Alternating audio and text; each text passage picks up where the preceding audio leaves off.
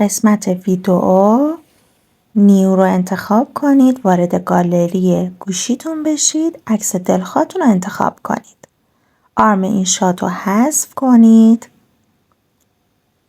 عکستون رو تایمش رو بیشتر کنید، روی داپلیکیت بزنید تا تایمش بیشتر بشه. از قسمت موزیک هر موزیکی که دوست داری رو میتونی از قسمت مای موزیک انتخاب کنی. تیک رو بزن، برگرد. از قسمت افکت همین افکتی که من انتخاب کردم و انتخاب کن.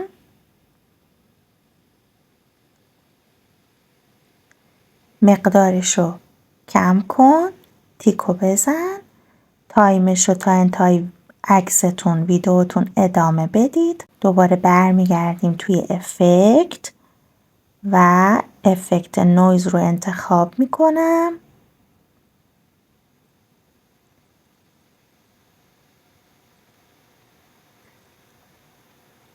تیکو بزن تا انتهای ویدئو ادامهش بده. دوباره بیا اول ویدئو قرار بگیر و از قسمت افکت این افکت رو برای اول ویدئوت انتخاب کن.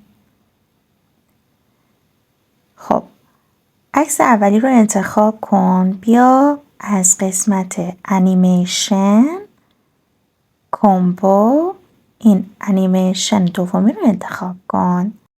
تیک رو بزن. حالا عکس دومی تو انتخاب کن. انیمیشن کامبو و این انیمیشن رو انتخاب کن و تمام. ذخیره میکنیم ویدئومونو.